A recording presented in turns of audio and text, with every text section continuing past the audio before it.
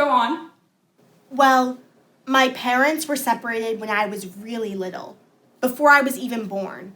It was sort of a one night sort of thing, except it was in the day, in a meadow where my mother went to watch my father pass by every day. Anyway, I always knew who he was, and I would see him pass by every day, of course, who doesn't?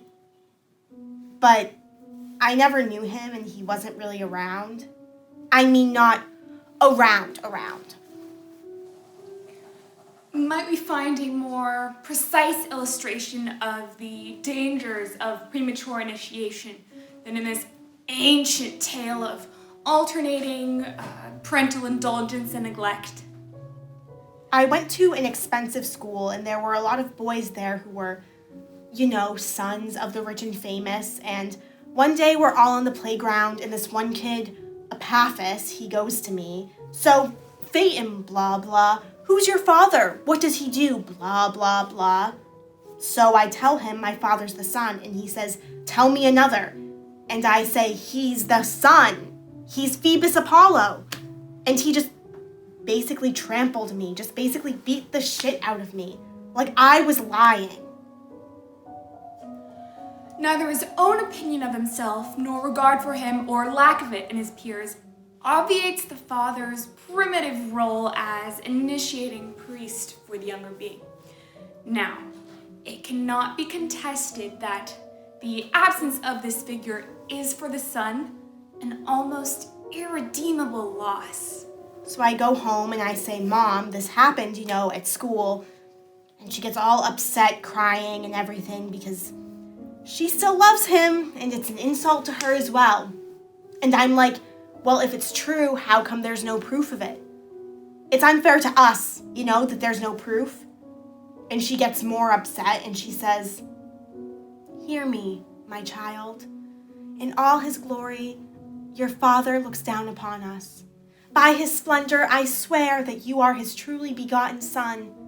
That fiery orb you see crossing the sky each day, whose heat enlivens and enables the world and orders our days and nights, is indeed your sire. Believe me, my darling. Blah, blah, blah. When he matures beyond the customary Eden of the mother breast, the child seeks to individuate beyond its enfolding gate and turns to new symbols of the paternal realm, thus beginning a spiritual passage from one sphere to the next. So she tells me to go over to the valley where my dad goes to work every morning and just ask him to set things straight. To, do right by me. So I set out, and it's hot, and it's dusty, and it's a long way across Ethiopia. And I hitch part of the time, and part of the time I walk, and finally, I get there. And the hill is steep. But this passage is never easy. At the door are my dad's secretaries, the days and the hours and the century. And they recognize me and they say, go on in, and there he is. All shining and golden, and I can't even look at him, he's so bright. He says, my son, you are welcome. My son, you are welcome. Speak to your father. Speak to your father. I cannot even tell you what this was to me. I tell him everything, I just spill my guts. He listens to me and says, let me grant you a favor. Let me grant you a favor. Whatever you ask shall be yours. Whatever you ask shall be yours. And he swears to it.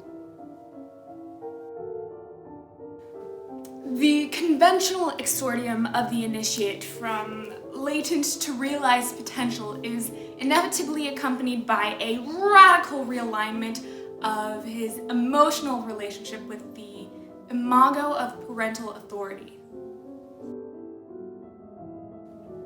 There's only one thing I want. I mean, it's obvious, right? I say, give me the keys to your car. Immediately, he starts backpedaling, saying, it's his job. It's my job. and no one else can do it. You can't do it. And that up in the sky there are the bull and the lion and the scorpion. There's a scorpion. To get me, and I say, give me the keys to your car. I want to drive myself across the sky. It's my turn. You promised. I want to light the world today.